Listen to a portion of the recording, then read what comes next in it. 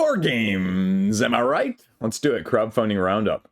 And since I skipped over last week, we're going to combine a little bit together because we want to have enough games to actually make it meaningful for you guys. So we have a few bigger projects this week to talk about, and in the next couple days we'll have a don't back anything as well. So, you ready? Let's do it. No, I'm not actually going to talk about the CMON press release that came out yesterday either. That, my friends, is a whole separate video for potentially later this weekend. Ooh, yeah. It's Earth and Animal Kingdom, right? Second expansion for Earth, the ultimate tableau builder, #1 game of, what was that, 2023 for a lot of people. And so $383,000, 3 weeks to go, $28 for an expansion, which again, you're going to go, Chris, these two other campaigns for Earth raised nearly $1 million, Chris. This is a big No, folks, $28 expansion getting $300,000. You do the maths there, that's a lot of money. And that's why the other two crowdfunding campaigns, say what you will, that they may not have been in the highest funding of whatever time period, whatever year, whatever aspect of things, still as a non-plastified, not super over-the-top, deluxeified game on crowdfunding, it's a hell of a lot of money. Now, what is Animal Kingdom bringing? Well, the main thing are these animal meeples in then the form of the animal ability cards that you're going to be utilizing that are two-sided that either have a global ability or an individual ability. The global ability being played at the end of every round. The individual ability only being played when you score one of your little leaves, if you're familiar with that, in the endgame scoring tableau system that I'm completely blanking on the term for, but you then activate it at that point, which if you play an advanced game, you get 2 animals that you're drafting and choosing from the beginning game. Otherwise, you can choose 1. Always choose 2, by the way, if you're going for it, as someone who had a hands-on copy.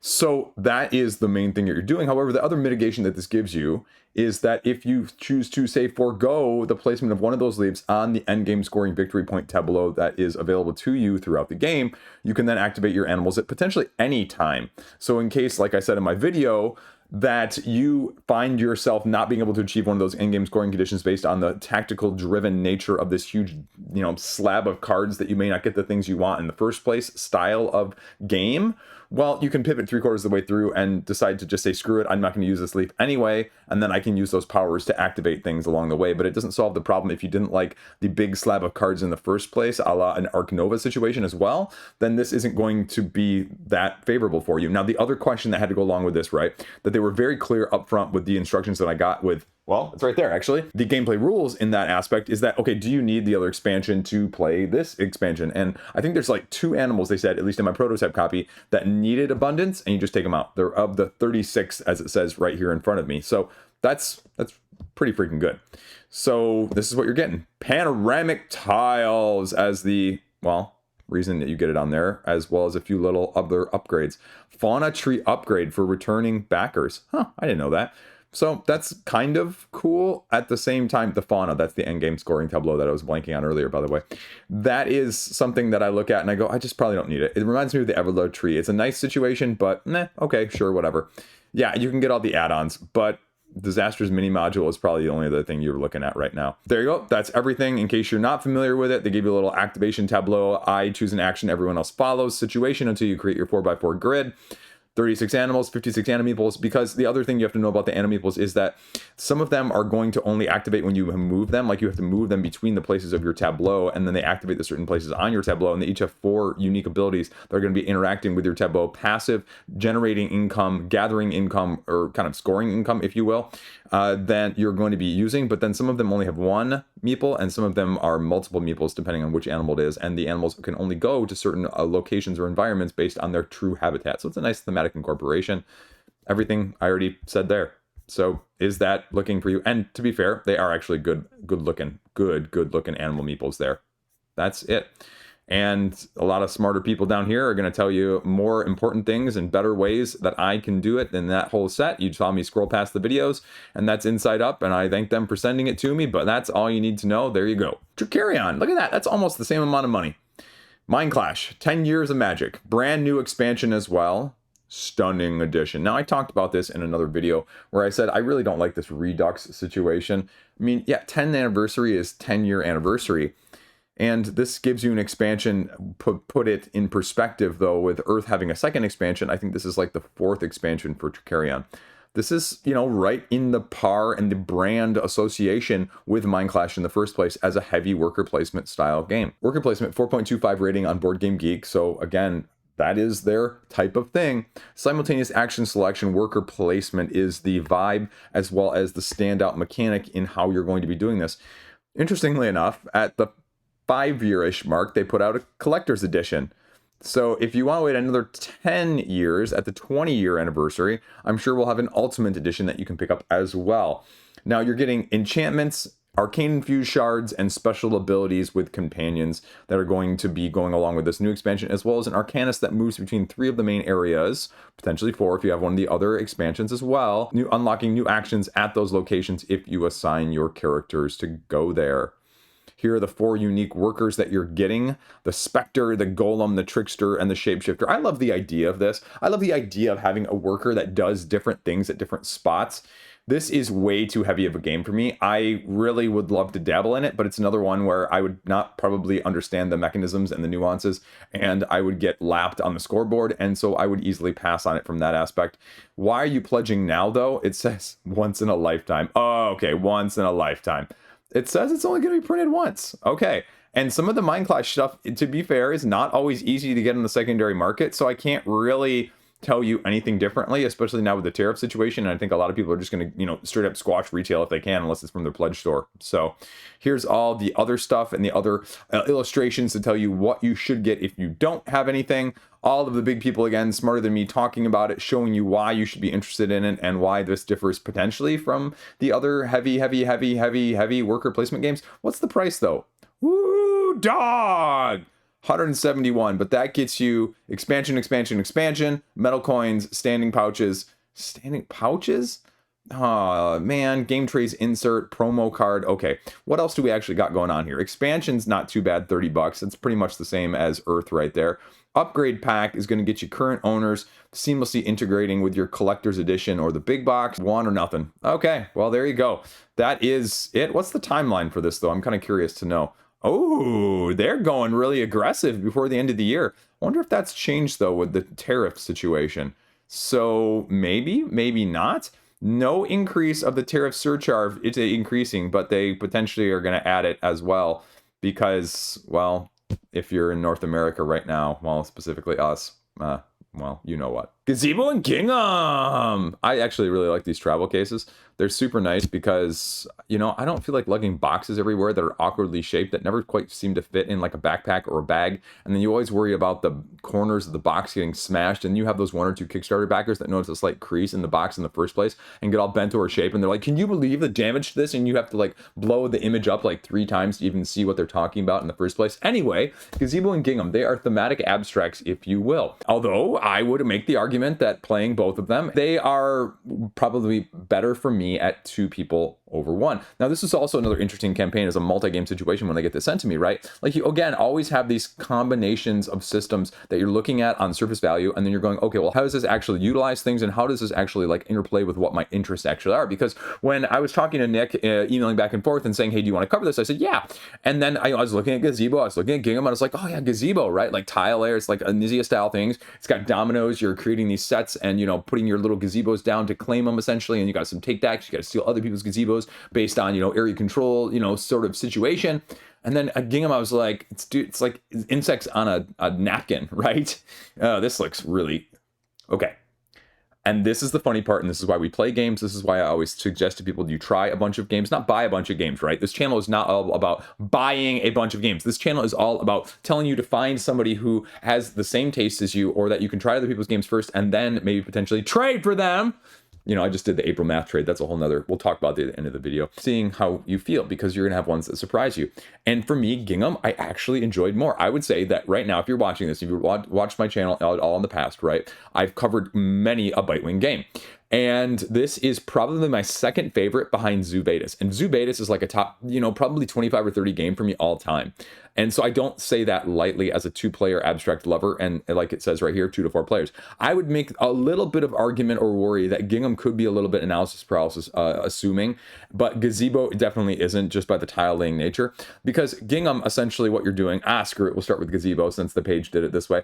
You have dominoes, you lay them down, you've got 2 color dominoes and 1 color dominoes. You lay lay one down on a turn, you create these areas. You don't have to match them. Anytime you do match and has an area that is 2 or greater, you get to put one of your gazebos down. If you create an area that has 5 now, you put down a second gazebo. And basically this game is just lay down as many of these to get all your gazebos out there in the first place. And then depending on which of the 4 potentially maps that you're going for, because the expansion offers 2 maps additionally, you're going to have other little features on the board here because you're going to be claiming them if you have the most areas or gazebos essentially that touch contiguously with this, and then you can subsequently steal them if someone else has more all of a sudden, or you connect one of your areas of the same color to somebody else's area that is more in size than the other person's. And so again, that's going to be the dynamic in a little bit of a take that grid-based situation.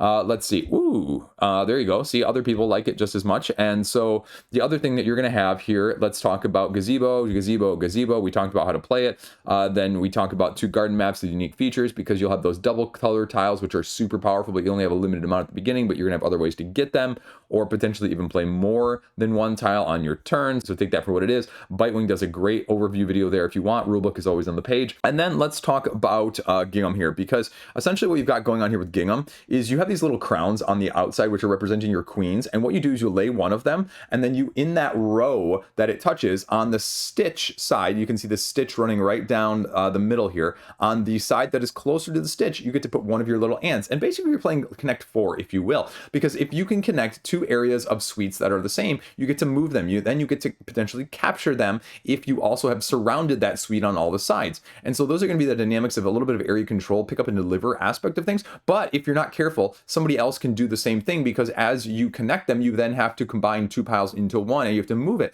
But if you move it to the center, you may be able to get more of them easily, but if you move it to the side, you may be able to get less of them, but it may be more safe because someone else may not be able to encircle it as well. Now you can have a slight mitigation because you'll notice that there are little sugar cubes on here, and as these spots get moved and emptied, and you'll open sugar cube spots, I said the other way around, sugar spot cubes in the previous outtake, but that essentially then is if you place one next to those, you get to gather one of those cubes up, and then you can use those cubes on your turn to mitigate with a special ability or power that gives you other ways to break the rules in the first place. The last element that's really interesting for me was that you can see along the side here, obviously you're going, Chris, well, I would want to place down here where there are a lot more spots to navigate and go. And yes, you would be able to do that, and you would want to do that a lot of the time. But if you place closer to the center here where there's less movement, that also determines the player order. So the player order for the next round based off just this image right here would be yellow, pink, pink, blue, yellow. That's important because the person who starts gets to decide what area of the board of the 3 other sides that are available you're going to be next playing on, and potentially sometimes sacrificing one turn to get the optimal on the next is a very, very clever dynamic. And so I think this game is absolutely fantastic. I think a lot of people are going to be very, very surprised by it, but I'd say still that I want to play it at 2 and not necessarily at a higher player count. Whereas Gazebo, I could probably stomach easily 3 or 4 without too much trouble whatsoever.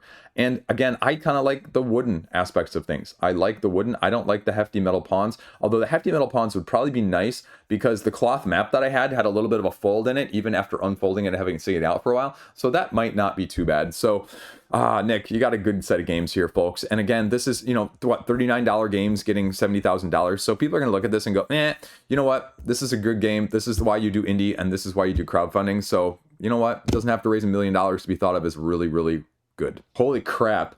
I just came across this for the first time ever, right? You see this countdown right above my head. It's doing the whole countdown thing, extending thing, right? Like back it, ooh, extend it, back it, ooh, extend it. And you can see it count down. And again, I am not a fan of this. I think this is stupid. And the tariff managing thing, well, we'll talk about that feature as well going forward. But on the flip side, we'll go compliment sandwich here for Gamefound because some of the other features that they have put in have been a little bit nice in customizing the search options now. I do enjoy that, so I will give kudos there too. It's not just me negging on them all the time. Hubworld Aidalon, right? If you missed my video when I talked about this and Earth, because I like talking about games together, because then you're going to watch stuff that you may not be interested in, that you may find yourself interested in, again, as an exposure therapy sort of situation.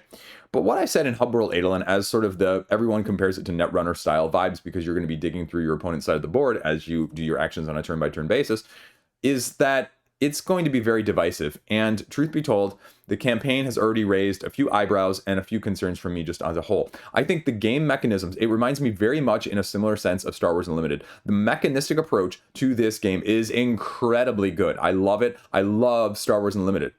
However, there's a big but about to come here, and it's not mine because I'm skinny and underweight. But what I'm saying is that Hubworld Aidalon here has the makings of something tremendous, but it doesn't get away from the trappings, I feel like, already. That is the big concern as people who are not wanting to do the TCG style things are kind of causing us to do the TCG style of things. And what I mean by that is, well, let's skip down to the rewards here, and we'll talk about what the gameplay is, though, I guess, first, before we actually get to the rewards. Essentially, what you're doing is you're trying to delve, as the main action term that they use here, attacking, essentially, if you will, through one of 3 of the columns of your opponent. The archives being the discard pile, the council being their hand, the commons being their deck. I know, it's stupid. It's convoluted for the sake of having your own terminology, but they went with it. But once you get past that, it's okay. So a delve is one of the main actions you're going to be taking, meaning you go and you deal with the cards that are in those columns in order to get to the end, if you can. But you're only going to be having so much currency, or shards, as they say, and those shards are going to be useful because you're going to be having to essentially decide whether you're going to interact or not, to what extent, with the cards that are in your way. If they are face up, you have to deal with them, and they will have amount that you need to either bypass as a shield or potentially break and remove the card from the column in the first place. Face down, you are given the option either way, because the tricky point here, the face down cards could be anything. And what you're trying to do in this game is you're trying to capture, secure, as the term says, 3 of your opponent's agent cards.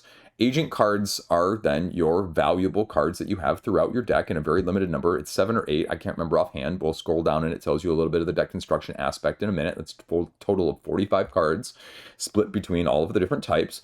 And you are going to be trying to find them.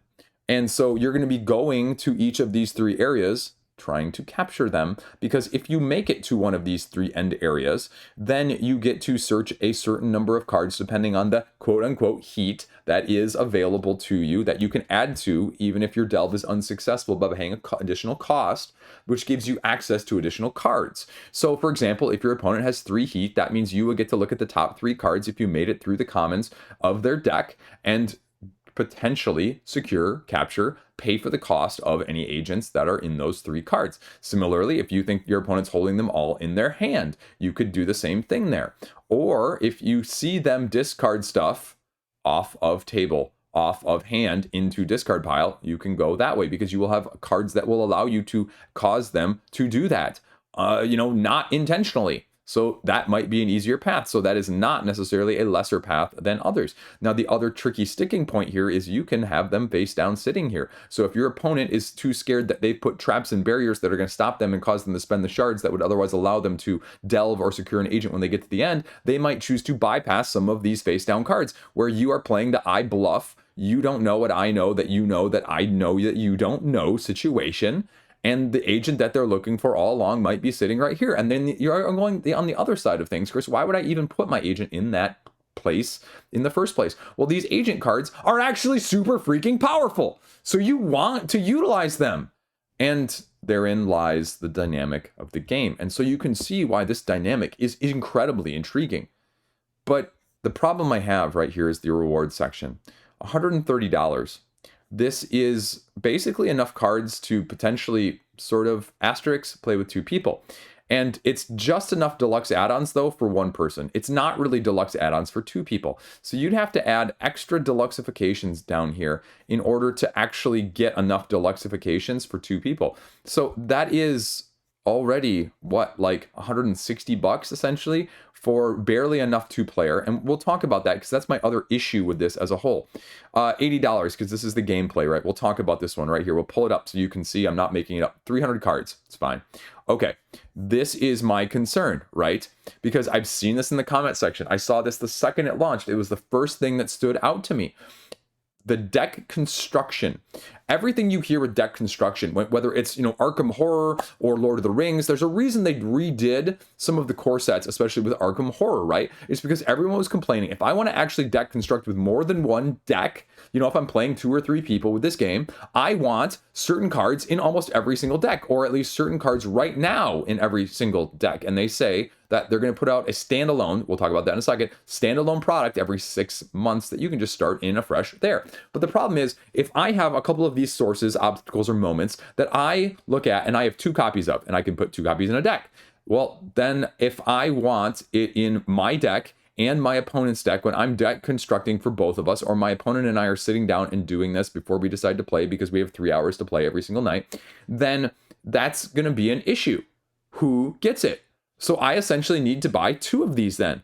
And so no longer is it $80, it's now $160 to get those little extras. The other thing is, this isn't a TCG situation, so it's not like I can just go to somebody who bought a box and, you know, on the retail side of things and say, hey dude, you got like 37 copies of every common and uncommon. You want to sell me like a couple of extra commons and uncommons for a couple bucks? Ah, cool dude, yeah, absolutely, here you go, peace out man. No, you can't do that either. So that's the problem with this situation of the getting everything. And I don't know what they're going to do to remedy that. It doesn't look like anything. They've responded to a few comments of people not wanting to get this. And so that's why they added this a couple days into the campaign, which is the one that I have right now. But again, I'd say this is such a limited aspect of things. This is curious, but $20 is still $20 plus whatever the shipping is right now, because I got it for like $8 shipped preview beforehand, and they sent out something along the lines of like 5 digits worth of these preview decks. So lots of people trying it out. Actually, you know, let's be honest here. Lots of people paying the shipping to never try it out because they like the idea of it rather than the actuality of it, because you don't actually want to buy games that you know you love. You want to buy games that have potential that you've never played, that are going to then always sit on the shelf and collect dust because you're thinking about the what if. But anyway, you're not me, are you? That's the issue. So you can buy a whole bunch of stuff here. You can get all of that. But let's go back to the other part of things that I buried, right? A standalone expansion set every 6 months. So yes, you're going, okay, Chris, that's a problem right now with the first set. But once we get to the second set, it's going to be the same business model in the second set, where you're going to have 2 copies of a card that you're going to want to have. Now, it might cycle out some of the old ones, and some of the decks might start being a little bit more, you know, spread out in terms of overlap that way. But you don't know that. You can't guarantee that whatsoever. So that's going to be the big problem with this, and that's a lot of money to go in on. Now, Earthborn has a lot of goodwill, and they have a lot of love from their first game. So I'm not surprised that people are going in on this hot and heavy. And I can't really say a whole lot else about it. I'm really happy that they manufacture their games other places than China. I have absolutely no problem with that. I'm glad they went with a true funding goal. I think that was really, really smart. I like seeing that. I always give kudos for that. And I love the fact that they're funded. But are these issues that are going to prevent people from getting in, or people like me that are like, I'm kind of actually interested in, but this is going to price me out? And you know what? That's okay. That's okay at the same time. It's okay to say, you know what? I like the idea of this. I'm going to pass on it, because bottom line, are you going to get it played and have fun with it? And if you're not, then it's okay to say, you know what? Grass is greener down the street, but mine's grass of a different color, and I'm okay with that too. This war of mine from Awaken Realms. Man, all these games are getting like between $2,000 and $300,000 this week. That's kind of crazy. It's kind of fun though. I like seeing how it just kind of comes in waves here of similarities. So that's not a criticism or throwing shade at anyone. I just always find it like weird how things get split very evenly across the board, and it makes me smile just going, wow, I love seeing coincidences like that. So Awaken Realms is coming back with a Awaken Realms version of the War of Mine, if you will. And I like it because it says right up here at the beginning, right? New expansion, it tells you what you're getting. Improved miniatures, don't need miniatures in this game. Double layered character boards,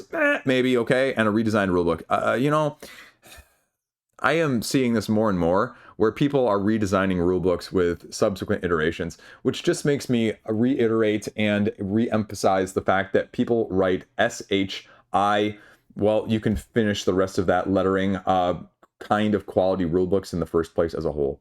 Because, you know, no money goes into the making of the rulebook, because nowadays we'll just pay somebody to make a video about it instead, and who cares about the QA from that aspect of things. So anyway, you would think it would be better from that aspect, but we're not going to get into that too much. Core box, second edition, stretch goals from the previous Kickstarter. and including the exclusives with a new, free only on Gamefound. See, that's tricky right there. See, what your eyes are used to seeing with that logo and that aspect of things is exclusive. That is not exclusive. That is semantics, folks. That is making you try and FOMO without actually telling you it's going to FOMO. But do you want a narrative-driven story campaign? Arguably one of the best out there in that aspect.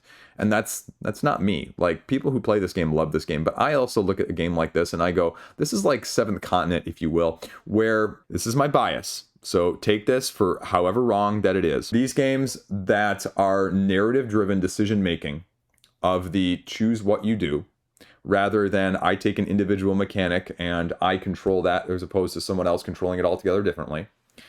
I feel like those games are much better at 1 and maybe 2 and not anything else. And I know it's a shared experience situation, but that style of game has never been my forte. It's never been a huge interest of mine, and it just doesn't do it for me. Now, if it does though, like I said, this is perhaps one of the best ever to do it. So I guess scrolling down here, we get to the upgrades. I like this. This is a quality of life measure that should be included in a lot of games. This is the quality of life measure that I wish we would have instead of metal coins. This is the quality of life measure that we should have instead of a fancy insert that doesn't actually help you get it to the table any faster, but actually is useful in terms of quality of life on a daily basis. I could care less about these miniatures. They're going to be too small that these details are going to be... Basically, I mean, this is fantastic from an artwork perspective, but as a tabletop playing with it, unless you're going to do this, and excuse me for going out of camera because I'm literally bending over, putting my face next to the table so that I can see the details, because from a foot away, you can't make it out. That's what that improved sculpt does. Unless they're going to be like 6 inches tall, those details are going to be worthless to you or I, but those are the details that you're going to pay for. Does that actually matter to you? This game is down and depressing, it's thematic, and it's fantastic. And you're going to get tons of content to go with it. I will never say, to this point at least, Awaken Realms' core pledge has been of bad value. Got into a conversation with someone else about that on one of my other videos that they were critiquing me on, and I have always been consistent in saying that. It does not still make it a good value for you. And those two things are completely different. Good value in general and good value for you for a game that you're never going to play or that doesn't fit your play style, those two are not synonymous. And you have to remember that. All of the cool people are covering this.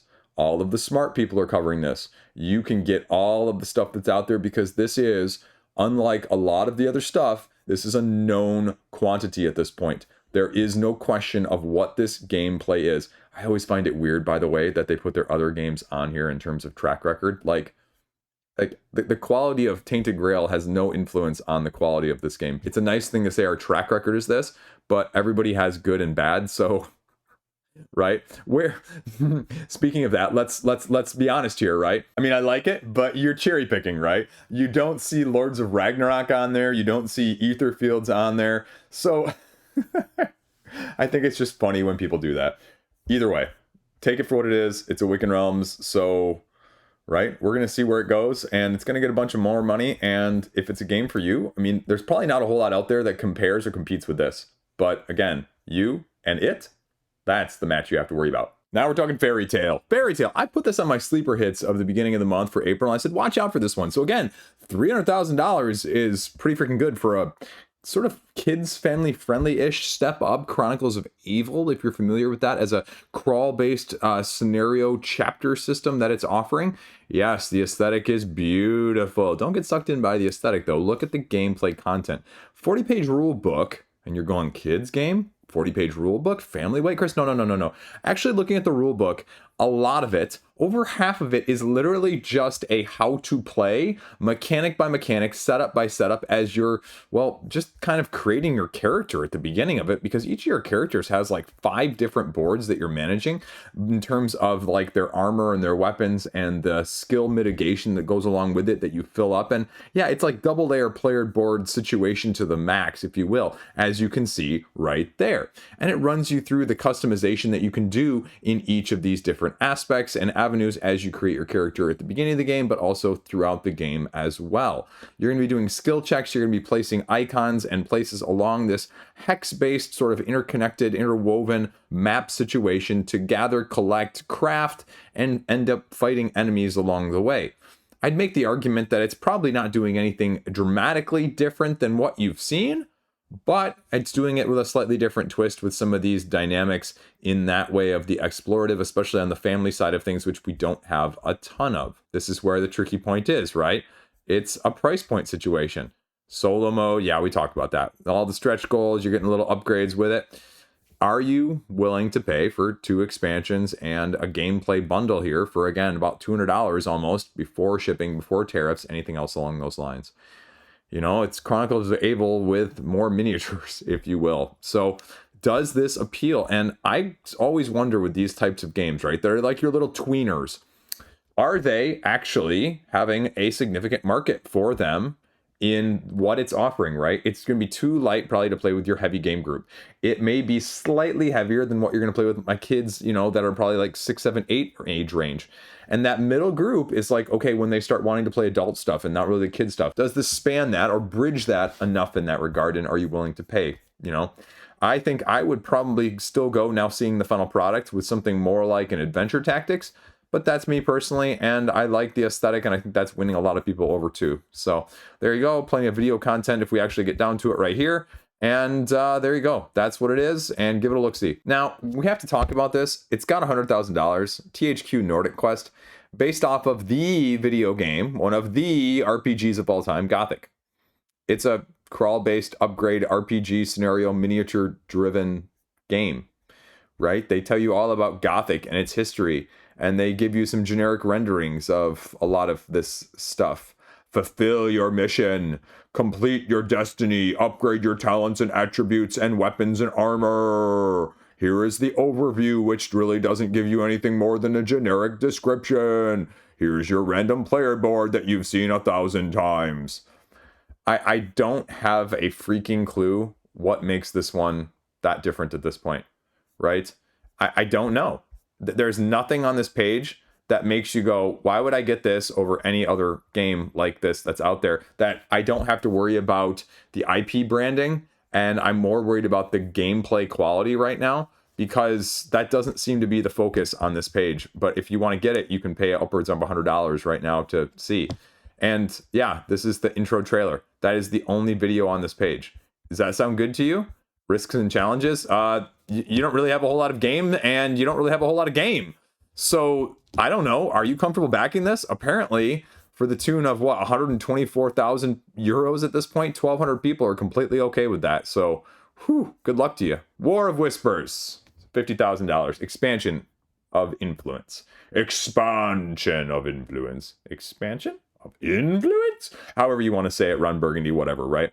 So this is an expansion to War of Whispers, the second expansion, I believe. And this is a competitive area majority control style game where you have a hidden allegiance at the beginning of the game assigned to you. You have 5 random factions that you're going to be allocating of empires that you're going to be manipulating your allegiance, your strength to on a turn-by-turn, round-by-round basis. It's going to be a lot of hidden information. There's going to be area control battling as you maneuver across, as you're trying to get your most aligned factions the most amount of cities points at the end. And rinse and repeat. Now, with this expansion, now giving us up to 5 people, you can have more factions, a guild that offers more unique agent abilities and 6 different actions to go along with it, as well as the 5th player. I mean, does that sound good? If this is, really one of your favorite area control games, this is probably going to be adding a significant heft and a little bit more complexity to it. Again, you've got your loyalty cards here. You're choosing them and arranging your loyalties based on that. Basically, it's just allowing you to modify, as I just mentioned, having a 6th clan, having another guild with the 6 different agents, creating more places that you can shrewdly manipulate, attacking, moving, and expanding along the way. And the new game port even comes with 2 different sides. So 30 bucks, it's not a bad price. But again, the question is, what's the availability going to be looking like from this standpoint when it comes to fruition? What are we talking here? Maybe end of year, maybe beginning of 2026. No clue. And I feel weird saying this, but I hate wondering about that nowadays. Project L. Ooh, boy. I don't know about this one, right? 19 days. Eking along. It's eking along. It's limping along. And we're going to get, close, I think. This reminds me of a Sheol situation that we just talked about in the Gamefound Feast roundup from the other week, where I kind of see it hitting this, but maybe not. But this is a true funding goal, so I give Boardcubator a lot of credit. And you're going back. You're going back to Project L. You're going back to Squared One. You're doing Tetris, if you will, on a board game table. How do you feel about that? The opinions I've heard kind of favor still Project L to Squared One. Not that, again, it's a bad situation, because it kind of gives me vibes of Aeon's End versus Astronites. A little bit more complex, a little bit more streamlined, a little bit longer. The original. How do you prefer yours, right? This is a tactical masterpiece of grab pieces, complete your quests, rinse and repeat before anyone else.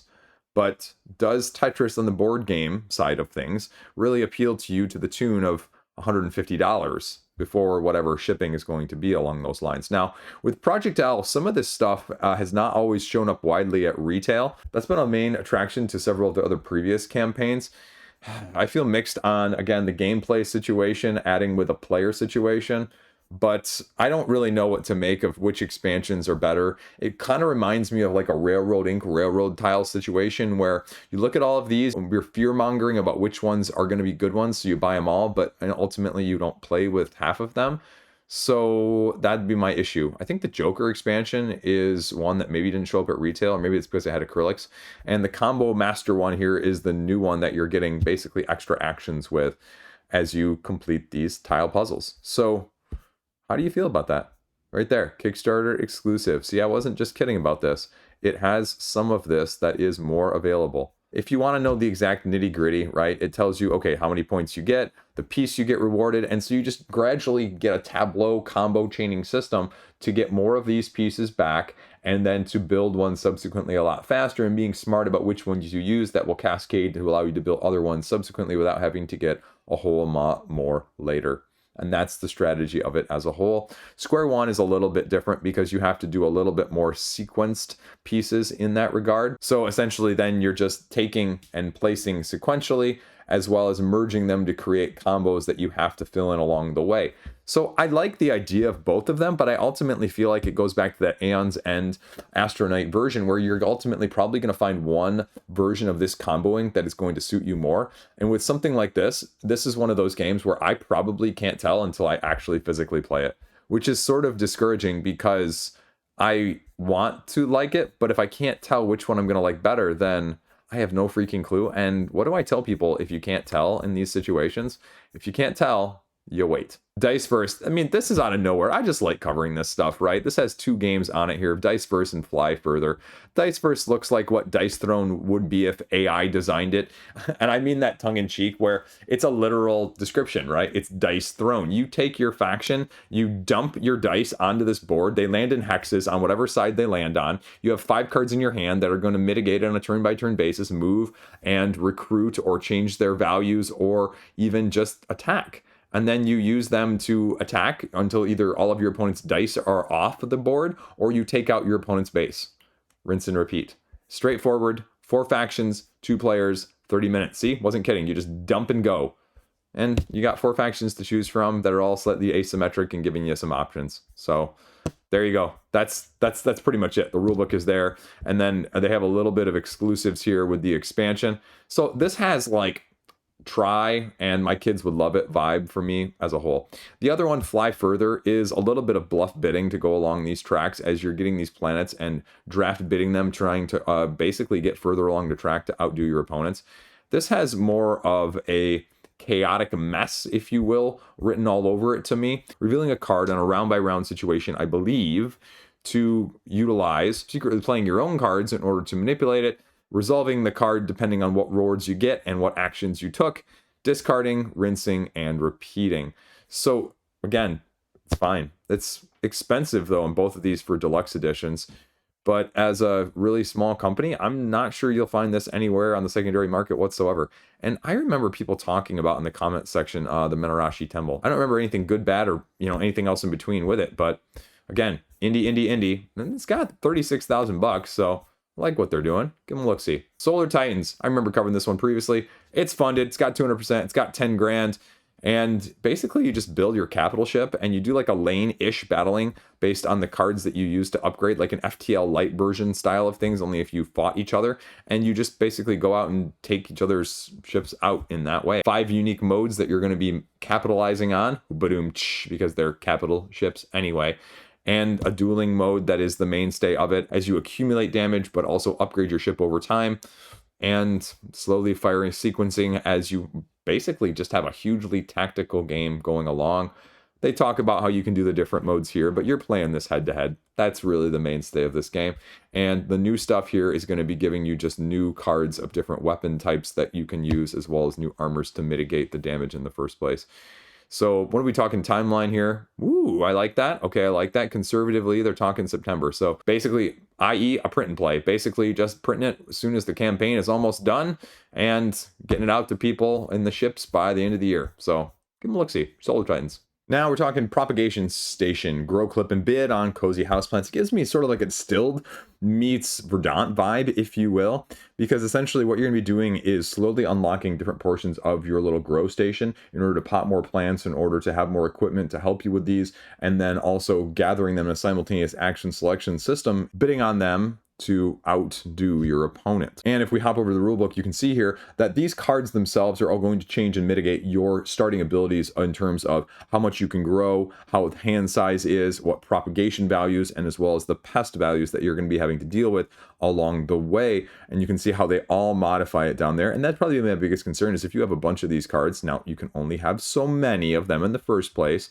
but those are going to be the things you're going to be having to mitigate. And it talks about the plant cards up here that you can see. The first number is its plant value, the cost of the card, and be used in auctions, as well as the game end. And the second plant is its max growth, and that is the amount of growth tokens that can be placed on it. And then it runs you through the Earth style vibe that they've got going on with the simultaneous play here as you go through the growth phase, the auction phase, the results of the auction, organizing, including buying and playing more cards to your station, checking for pests, propagating previous growth tokens back into your inventory, and then your hand management, basically just discarding down to size. It runs you through the various, again, phases that are going to be affected by your cards after someone purchases their 6th grow light.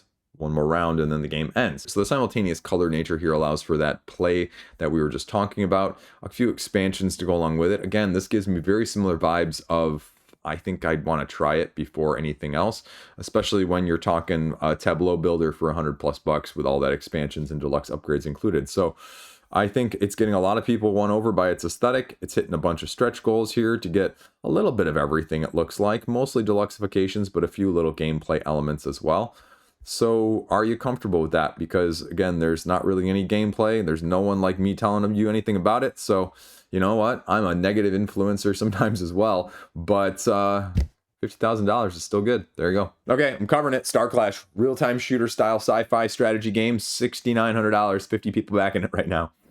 I have no clue. I'm going to let you guys do your research on this one. You can see sort of a hex-based, almost Cloudspire-esque vibe with at least the aesthetic that we've got going on here, with more almost a 4X feel of exploring, expanding, exploiting, and recruiting as you're upgrading and exterminating. Look at that, with some area majority, right?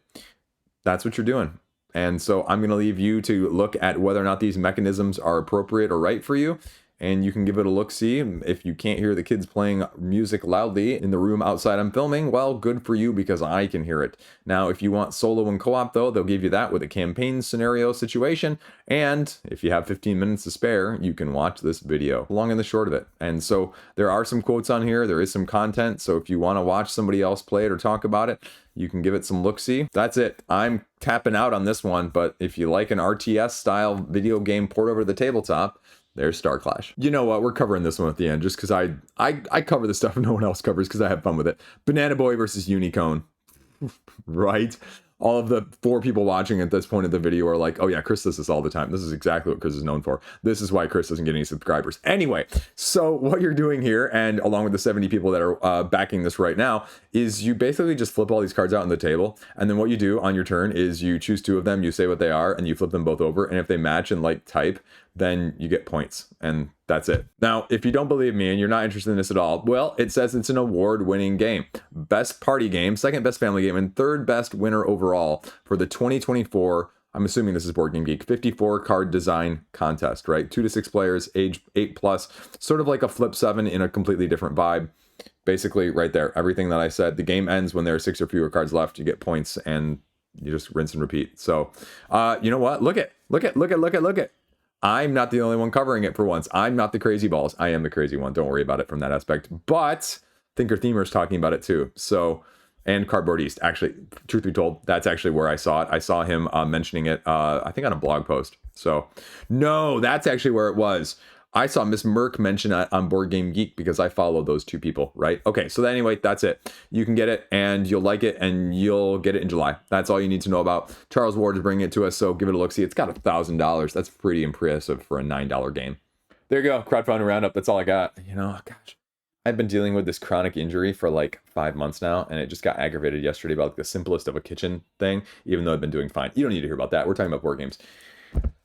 Okay, so we're going to have to cover it because, you know, I talked about it previously with some of the tariff stuff, but Boardlandia, Greater Than Games, the CMON stuff. So I will probably have to have a video out this weekend mentioning that, talking about that, even though, again, I'm a talking head and nobody wants to hear my opinion, but I have a board game channel. So I find that this is a pulpit sometimes that it just needs a little bit more discussion of, where it may not get traction or it may not get the voice heard otherwise. So somehow I feel like I'm thrust into that position sometimes, and I enjoy just making sure we're talking about the stuff that's important in this super niche hobby in the first place. That's all I got. Way too much stuff. I will have a video out as well this upcoming week, talking probably a combo video again, if you like those combo crowdfunding videos.